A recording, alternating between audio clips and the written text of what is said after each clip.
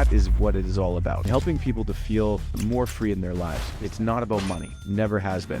I'm going to be talking about my own journey on finding my freedom, finding my wealth. I'll be upfront with you right now. I'm not there yet. And this is not just about being happy with your life. It's about getting to the point where you live utterly free. The 3-step process we have, it all begins with, this is a big responsibility that I take very seriously, especially in raising young girls, is that I want them to know that anything is possible and that they can do it if they're willing to work hard for it. Let's bring in Grant White, portfolio manager and investment advisor. Welcome to the Finding Your Wealth podcast. What this whole podcast is about is redefining the conversation around wealth. The whole thing is absolutely a bit of a tire fire, in my opinion. I don't like drama, and this stock is surrounded by drama.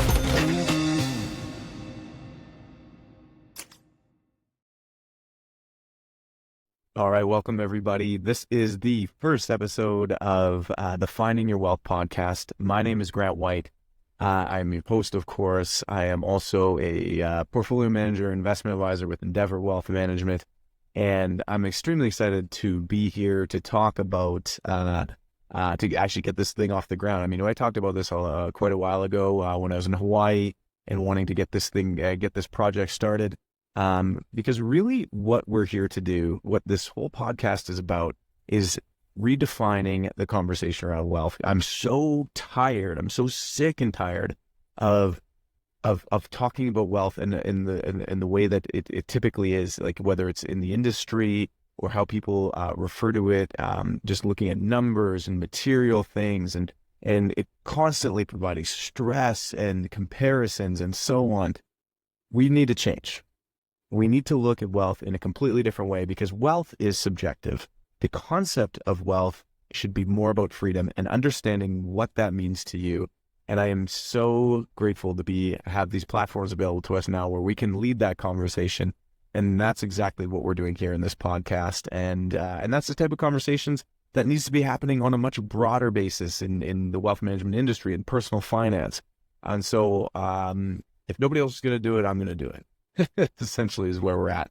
But I'm so excited to be here and to launch this new podcast because these are the conversations that I want to be having with people. It's the conversations we have with our clients, but I think it's a much broader conversation that needs to be happening on a wider scale and helping people to feel more free in their lives because that is what it is all about. It's not about money. Never has been. Wealth management has never been about building wealth. That's what people talk about, but that is not what this is about. This is about giving you the freedom to live the life that you want to.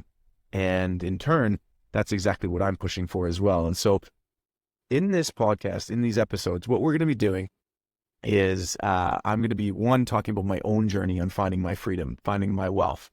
I'm going to be sharing with you the steps I'm taking. I'll be as vulnerable as I can be. And I'll be upfront with you right now. I'm not there yet. I'm certainly good at advising people and guiding them to get to there. But for my own personal sake, I'm not there yet. And so I'm going to be taking you on that journey as I explore it and I take those next steps. But, even more importantly than that, I think more interestingly than that, perhaps, is that we're going to be bringing on guests who, from various walks of life, whether they're CEOs, entrepreneurs, right through to like teachers and doctors and professionals and you name it. We're going to be bringing on interesting people to share their stories from all walks of life on how they've discovered their freedom or what they're doing to get to their level of freedom. And in hopes that you'll be able to relate to them and you'll be able to relate to their story and hopefully find inspiration and helping you to find your own freedom in your life. And that's what we're looking to do here. So thank you so much for joining us on this first episode. And let me just get into it today we're going to talk about, I'm going to be sharing my own insights on what freedom is to me.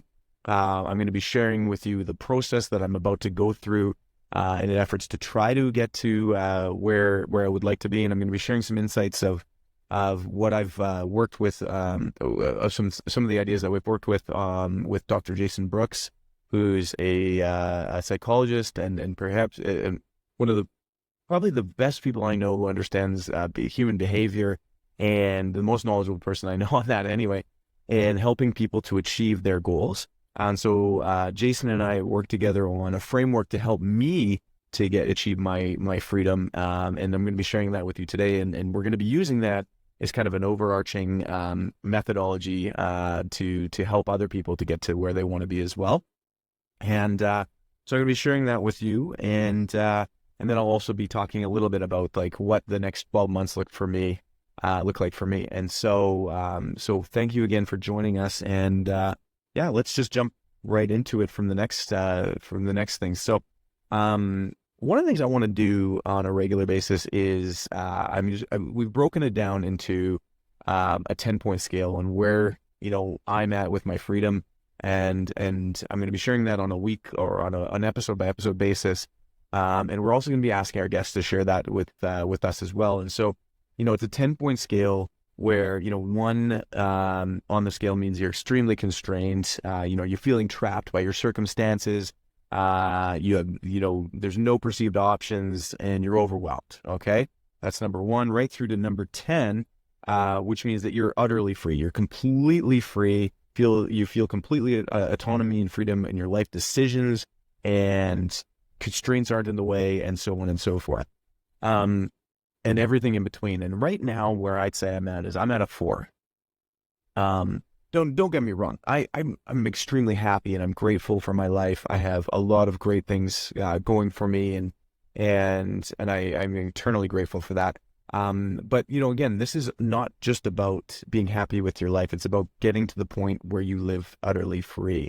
And so I would say that I'm not living utterly free yet. In fact, I'd say I'm moderately limited, and that's why I'm a 4 on the 10. My goal is to get to 10 out of 10 in the next 12 months. And that's what the journey I'm going to be sharing with you in these episodes. But right now, I feel like I'm a 4. And what that means is that I do see options on how I'm going to get to 10. Like, I know it's not a futile exercise whatsoever. It's not a futile exercise for anybody. I'm going to be completely clear. That's why we're doing this. But I do feel that I see those options and pathways, but change still feels a bit restricted at this point. I know I can accomplish it. I need to be more intentional about some of the changes in my life. I need to probably grow a little bit. I need to make some changes in my businesses and how we're doing things to make sure that I'm not required as much. I'm a big believer in being able to replace yourself in a business. I think that if you want to be free, you need to be able to do that. So that's where I'm at today.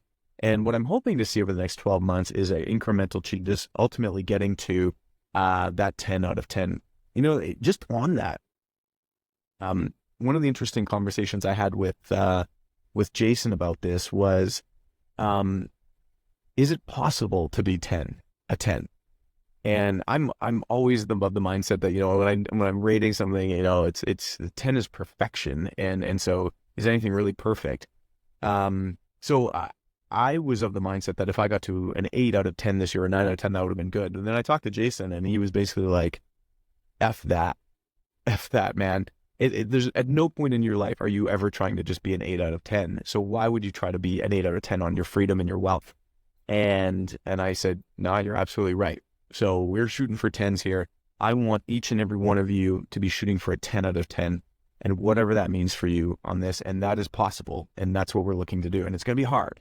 There's going to be things that need to be done, and it doesn't happen overnight. And we all know that. I know that. But we're going to be pushing hard for 10s because why would we sell this is the most important thing in our lives. Why would we shoot for anything less than a 10 on 10? And sometimes you just need to be reminded of that. Jason reminded me of that. I'm reminding you of that now. Why would we shoot for less than 10? So we're going for 10 out of 10.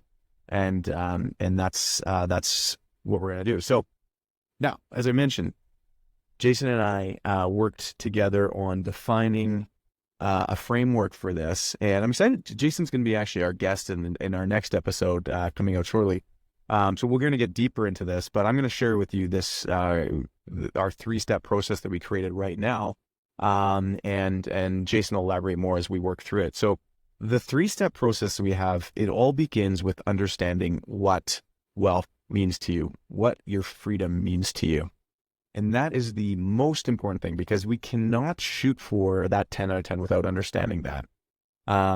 So the first step in this entire process is really taking a number of moments, reflecting on what that means to you, what's important to you in life, who is important to you in life, and do not sell yourself short in this. Do not put mental blocks, mental constraints on what that life is. I would like you to think about what the ideal lifestyle is. Don't think about money. Do not allow finances or any other constraints to get in the way and say to yourself, oh, I could never afford to live like that. Again, I'm going to keep this PG and say, F that. Don't let money get in the way, because there's so much more. People hold themselves back so much, and there's so much you can accomplish if you just take those constraints away. We do this when we sit down with our clients here at Endeavor Wealth. We do this all the time, and I tell them, don't think about money. I want to know what your goals are. Let me worry about the money side of it. Let me figure that out for you. But let's hear about what your plans are for the future and what that ideal life is. And that's exactly what we need to do here. So what does that ideal life look like? And I'll share with you, one of the ways that we explore all of the goals that you might have is we start with another three-step process on goal setting, but it's a three-step process. The first step is identify 5 goals you have for the future. Okay? Identify 5, and I need you to write them down. So take whatever time you have for that. If you're married, you have a partner, I would suggest it's a good idea to have a conversation with them, and maybe if you like wine or whatever, you have a bottle of wine or two and you explore that. Go for dinner, spend some time together, think about it, but write down 5 goals. The next step is I want you to double that list. So if you thought 5 was hard, I really would like you to double that list, because we really want you to have an exhaustive list of what life should look like for you and what your ideal life is. Not just your ideal, beyond your ideal life. We want to have an exhaustive list. And then the third step of that process is we'll share a list of common goals that our clients have come up with. And from there, you'll probably, my experience has been that people tend to add at least a few more goals to that list. So they end up with a list of somewhere between 10 to 15 kind of goals on their overall list. And that is an extremely valuable process. You can get this started right now by just starting with that 5 and then doubling it. And it's totally worth it. And don't just think about it. I read a number of years ago, Harvard Business Review did a study. I think it was Harvard Business. Harvard did it anyway. There was a study done on goals and the likelihood of achieving your goals. So, if people have goals, they're 10 times more likely to achieve them than people that don't set goals. If you write them down, you're 10 times more likely to achieve your goals than people that just have them and don't write them down. Writing down is important. You're making a promise to yourself when you're writing it down. So go through this. It's completely worth it. And this is what I'm going to be doing. I'll share what I'm going to be doing over the next month, but this is part of what I'm going to be doing over the next month, and I'll be sharing that with you. So self-reflection and assessment. Recognize your constraints. This is all part of step 1, by the way. Understanding the things that are getting in the way of you achieving your goals. Those could be, I call them real and not real.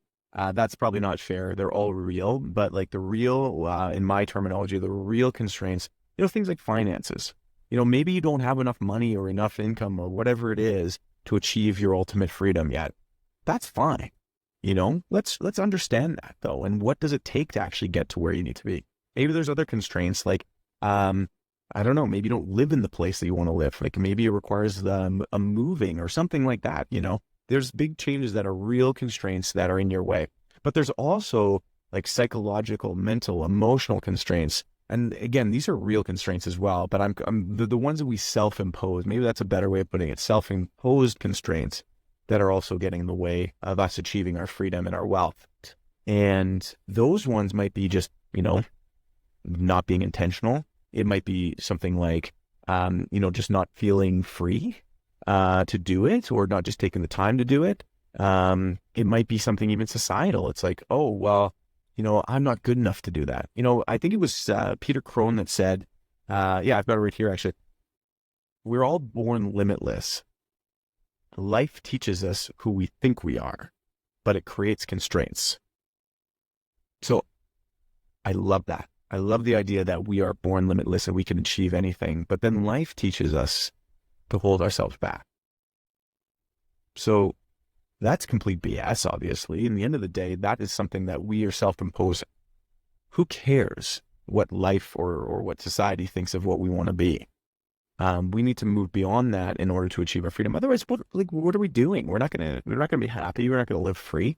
So we need to get beyond those types of things, those self-imposed constraints as well.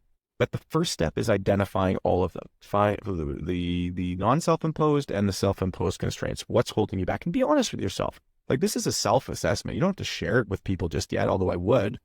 But, again, you're doing a self-assessment. So be honest with yourself, And then the third component that is in the initial step is setting goals. Okay.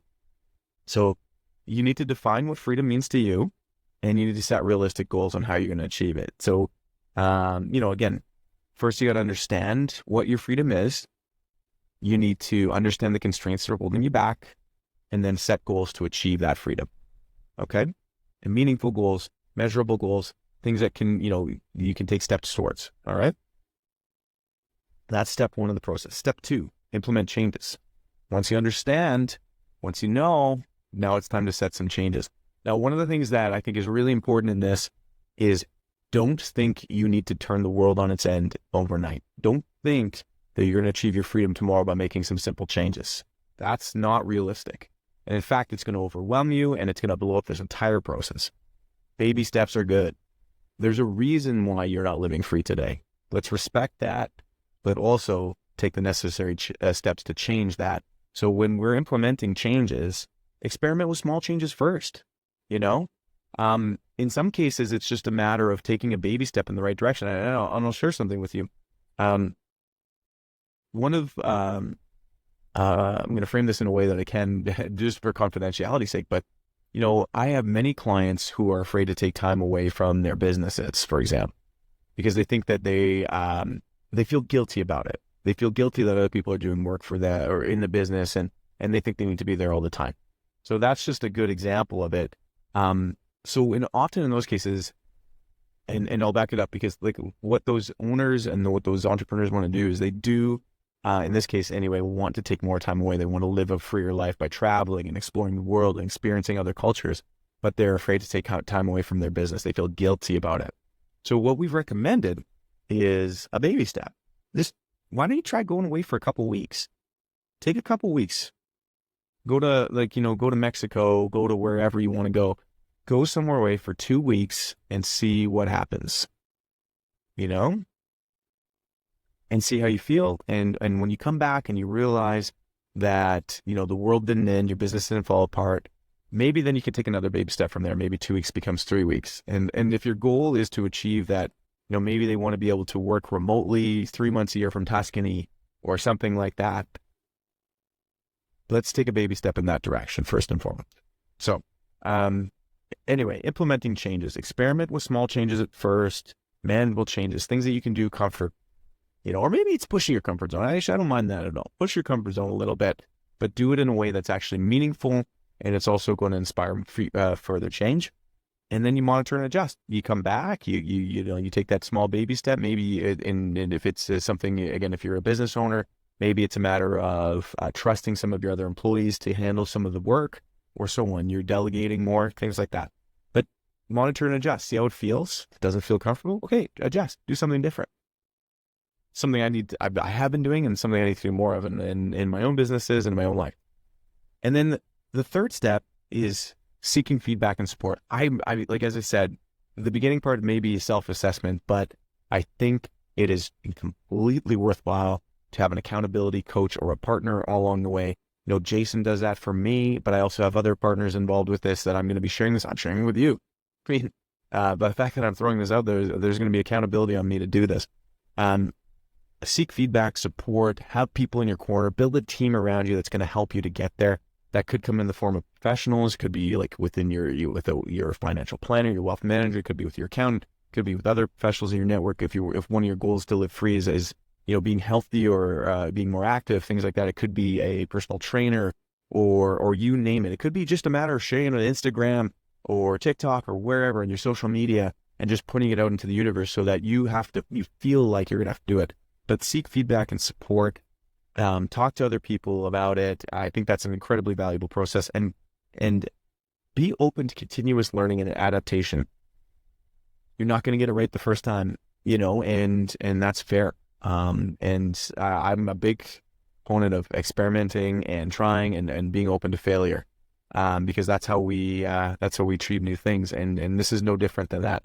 One thing I'll throw into this is do this all without judgment. Do this all without self-judgment. Do this all without worrying about what others are going to think of you.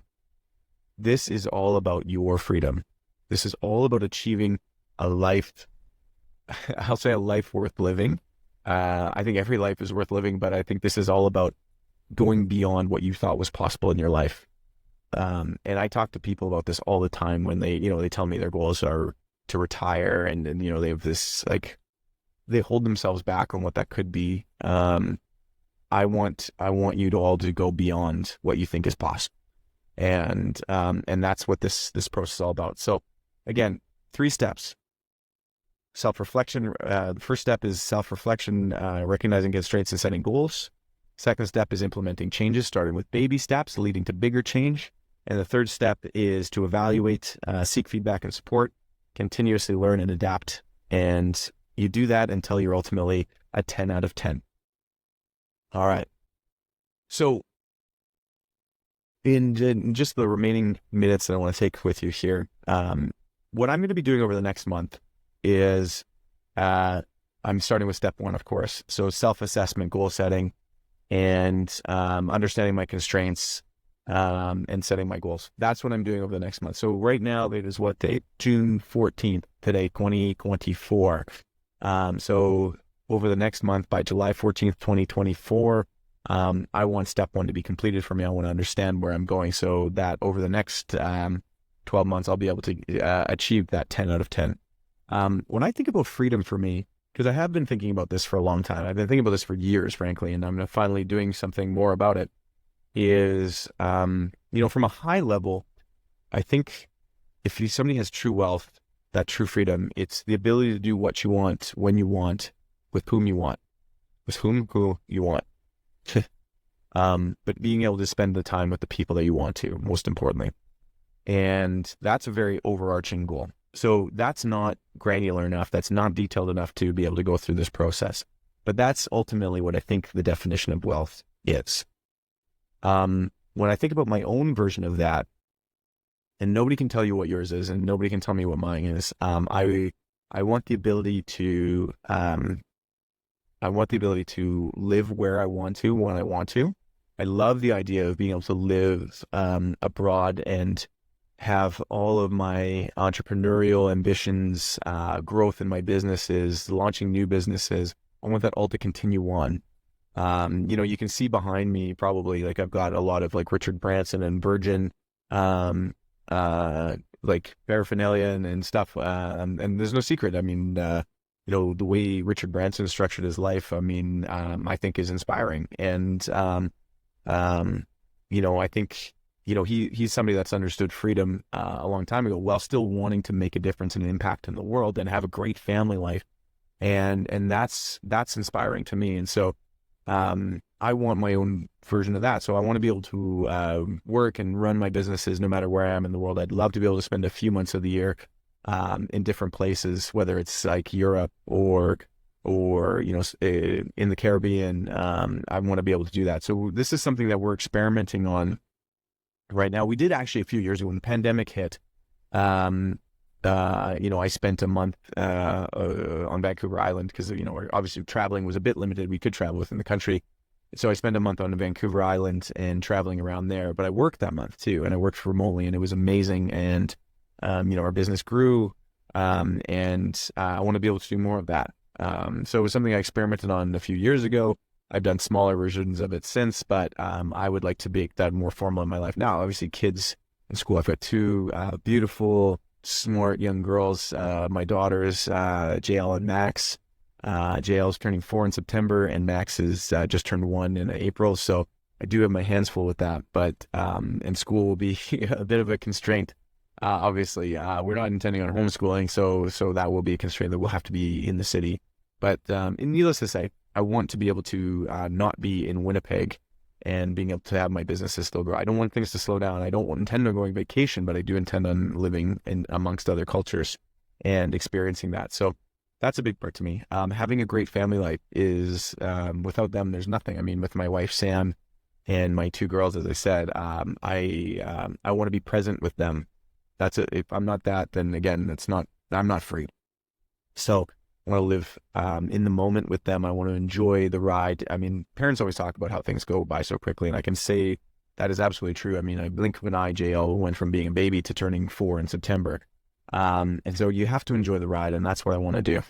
And have a great family life and explore. I mean, one of the goals I have is I would love for my girls to have set foot on every continent on the earth before they graduate from high school.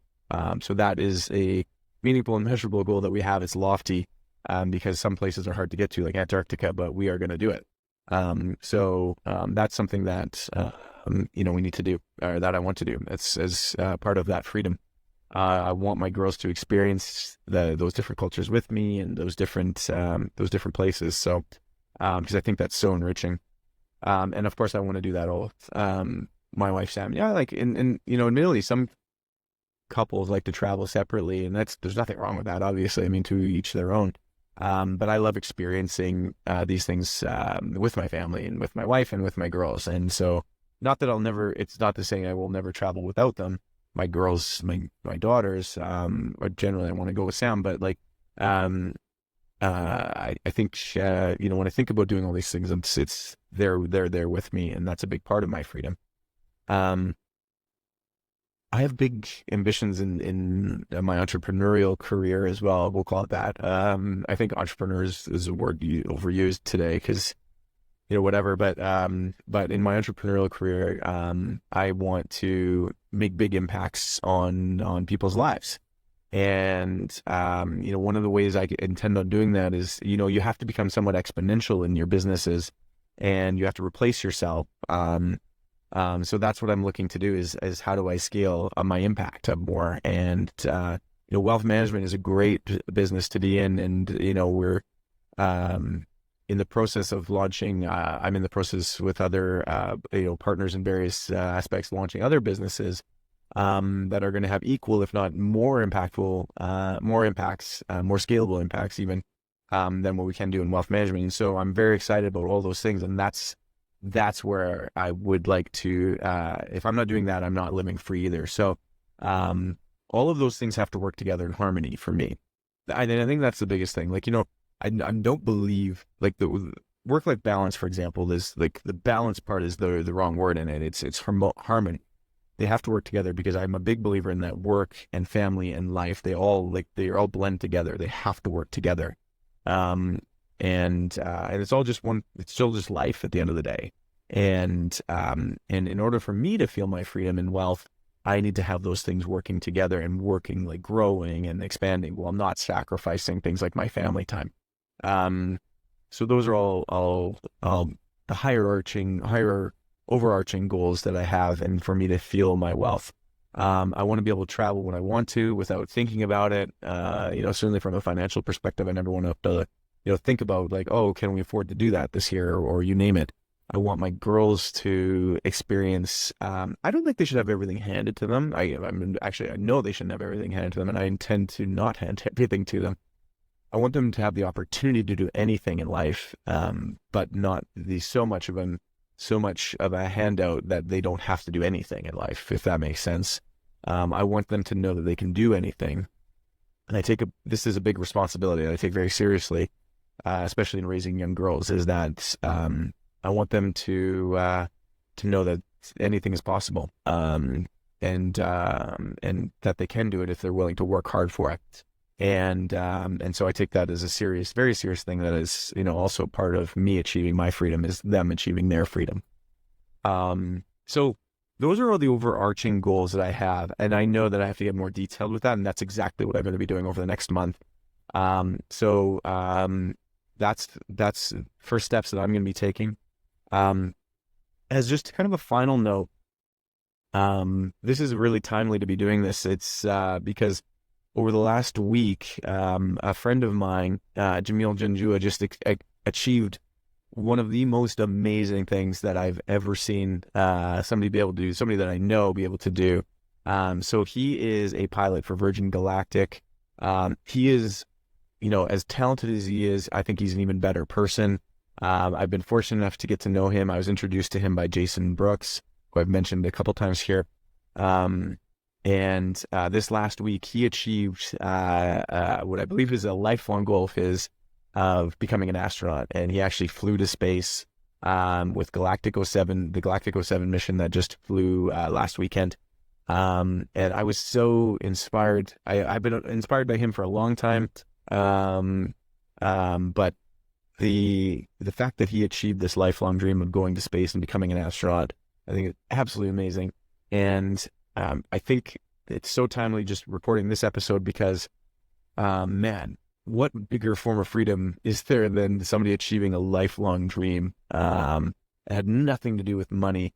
That had all to do with just somebody just having big, massive goals, being intentional enough to take the steps required to do that, to do the training, to go through NASA's training program, to ultimately make the leap from NASA to, joining a private company like Virgin Galactic, and to wait years and years for his shot to go to space. And he did it. And I think it's absolutely amazing. So I just want to give Jamil a shout out here because I don't think there's any bigger example more recently in somebody that I know, somebody achieving that level of freedom. And so Jamil, I hope you listen to this. I'm so grateful to know you. You're an inspiration to me. I hope I'm an inspiration to you on some levels as well. And thank you for sharing that journey with me and so many others along the way. I'm so grateful, like I said, to know you, and congratulations. And maybe I can entice you to even come on the show someday and share that story. But in any case, thank you all for listening today or watching, whatever it happens to be. I'm excited. Episode 2 is Dr. Jason Brooks, who's just a phenom himself. He works with so many high-performing individuals, whether they be pilots, military, special forces, entrepreneurs, CEOs, right down to regular everyday folks, and helping them to achieve their goals and their dreams and execute on a higher level. So I'm excited to have Jason on next episode because we're going to be going through all of this in greater detail. And like I said, I'm happy to share my journey with you. So today I'm at a 4.